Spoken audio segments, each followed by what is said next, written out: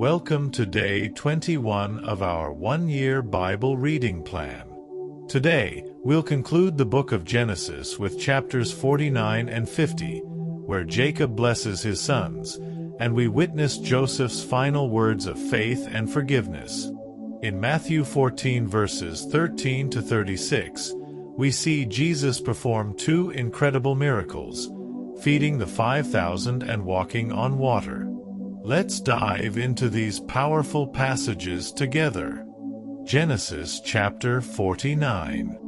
Then Jacob called for his sons and said, "Gather around so I can tell you what will happen to you in days to come. Assemble and listen, sons of Jacob, listen to your father Israel. Reuben, you are my firstborn, my might, the first sign of my strength, excelling in honor, excelling in power. Turbulent as the waters, you will no longer excel, for you went up onto your father's bed, onto my couch, and defiled it. Simeon and Levi are brothers. Their swords are weapons of violence. Let me not enter their council, let me not join their assembly, for they have killed men in their anger and hamstrung oxen as they pleased. Cursed be their anger, so fierce, and their fury, so cruel.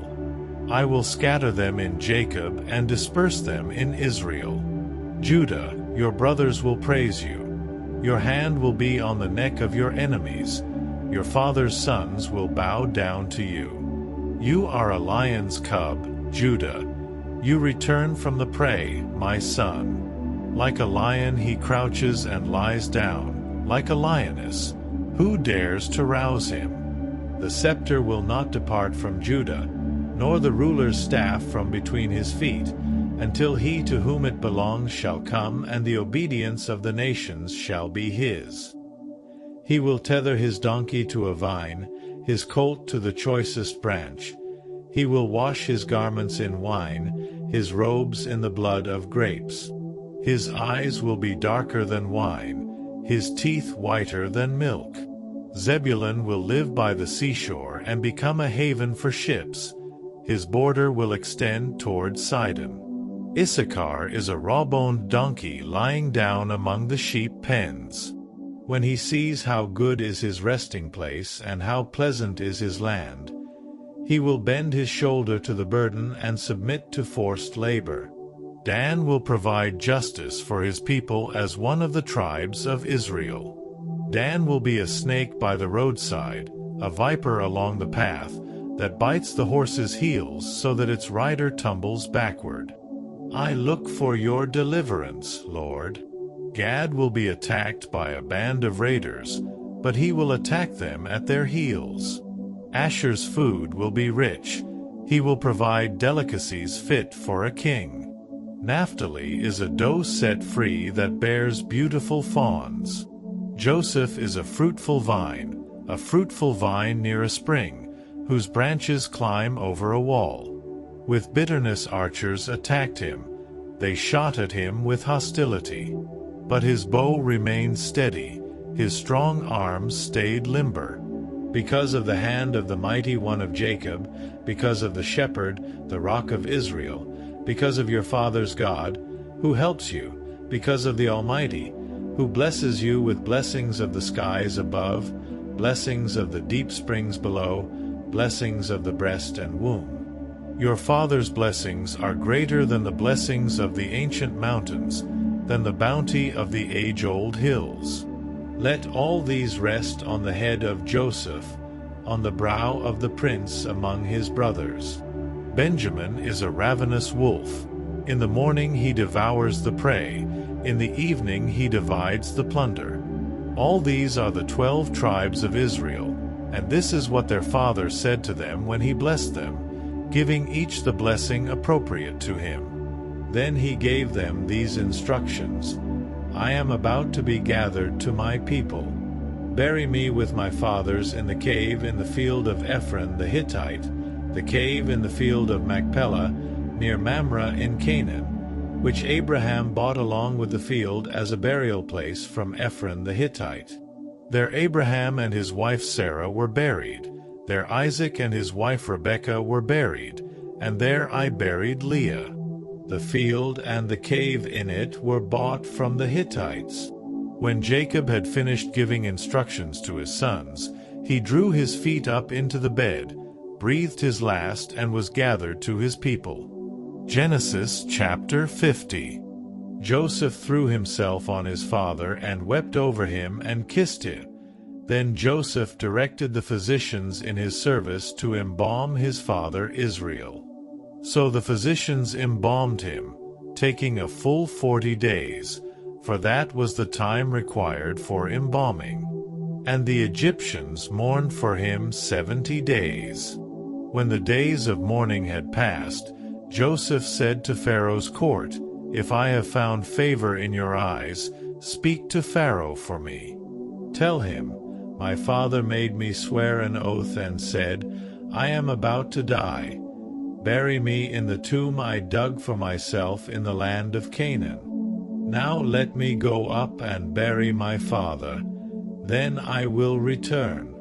Pharaoh said, "Go up and bury your father, as he made you swear to do." So Joseph went up to bury his father. All Pharaoh's officials accompanied him, the dignitaries of his court and all the dignitaries of Egypt, besides all the members of Joseph's household and his brothers and those belonging to his father's household. Only their children and their flocks and herds were left in Goshen. Chariots and horsemen also went up with him. It was a very large company. When they reached the threshing floor of Atad, near the Jordan, they lamented loudly and bitterly, and there Joseph observed a 7-day period of mourning for his father. When the Canaanites who lived there saw the mourning at the threshing floor of Atad, they said, "The Egyptians are holding a solemn ceremony of mourning." That is why that place near the Jordan is called Abel Mizraim. So Jacob's sons did as he had commanded them. They carried him to the land of Canaan and buried him in the cave in the field of Machpelah near Mamre, which Abraham had bought along with the field as a burial place from Ephron the Hittite. After burying his father, Joseph returned to Egypt, together with his brothers and all the others who had gone with him to bury his father. When Joseph's brothers saw that their father was dead, they said, "What if Joseph holds a grudge against us and pays us back for all the wrongs we did to him?" So they sent word to Joseph, saying, "Your father left these instructions before he died. This is what you are to say to Joseph. I ask you to forgive your brothers the sins and the wrongs they committed in treating you so badly. Now please forgive the sins of the servants of the God of your father." When their message came to him, Joseph wept. His brothers then came and threw themselves down before him. "We are your slaves," they said. But Joseph said to them, "Don't be afraid.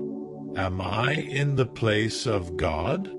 You intended to harm me, but God intended it for good to accomplish what is now being done, the saving of many lives. So then, don't be afraid. I will provide for you and your children." And he reassured them and spoke kindly to them. Joseph stayed in Egypt, along with all his father's family. He lived 110 years and saw the 3rd generation of Ephraim's children. Also the children of Machir son of Manasseh were placed at birth on Joseph's knees. Then Joseph said to his brothers, "I am about to die. But God will surely come to your aid and take you up out of this land to the land he promised on oath to Abraham, Isaac, and Jacob." And Joseph made the Israelites swear an oath and said, "God will surely come to your aid, and then you must carry my bones up from this place." So Joseph died at the age of 110. And after they embalmed him, he was placed in a coffin in Egypt. Matthew chapter 14. 13-36. When Jesus heard what had happened, he withdrew by boat privately to a solitary place. Hearing of this, the crowds followed him on foot from the towns. When Jesus landed and saw a large crowd, he had compassion on them and healed their sick. As evening approached, the disciples came to him and said, "This is a remote place, and it's already getting late. Send the crowds away, so they can go to the villages and buy themselves some food." Jesus replied, "They do not need to go away. You give them something to eat." "We have here only 5 loaves of bread and 2 fish," they answered. "Bring them here to me," he said. And he directed the people to sit down on the grass. Taking the 5 loaves and the 2 fish and looking up to heaven, he gave thanks and broke the loaves. Then he gave them to the disciples, and the disciples gave them to the people. They all ate and were satisfied, and the disciples picked up 12 basketfuls of broken pieces that were left over. The number of those who ate was about 5,000 men, besides women and children. Immediately Jesus made the disciples get into the boat and go on ahead of him to the other side, while he dismissed the crowd. After he had dismissed them, he went up on a mountainside by himself to pray. Later that night, he was there alone, and the boat was already a considerable distance from land, buffeted by the waves because the wind was against it. Shortly before dawn, Jesus went out to them, walking on the lake. When the disciples saw him walking on the lake, they were terrified. "It's a ghost," they said, and cried out in fear. But Jesus immediately said to them, "Take courage. It is I, don't be afraid." "Lord, if it's you," Peter replied, "tell me to come to you on the water." "Come," he said. Then Peter got down out of the boat, walked on the water, and came toward Jesus. But when he saw the wind, he was afraid, and beginning to sink, cried out, "Lord, save me." Immediately Jesus reached out his hand and caught him. "You of little faith," he said, "why did you doubt?" And when they climbed into the boat, the wind died down. Then those who were in the boat worshipped him, saying, "Truly you are the Son of God." When they had crossed over, they landed at Gennesaret. And when the men of that place recognized Jesus, they sent word to all the surrounding country. People brought all their sick to him and begged him to let the sick just touch the edge of his cloak, and all who touched it were healed. Today's reading reminds us of God's provision, the power of faith, and the importance of forgiveness. What stood out to you the most, Jacob's blessings or Jesus' miracles? Share your thoughts in the comments, and don't forget to join us tomorrow for Day 22 as we continue this journey through the Bible.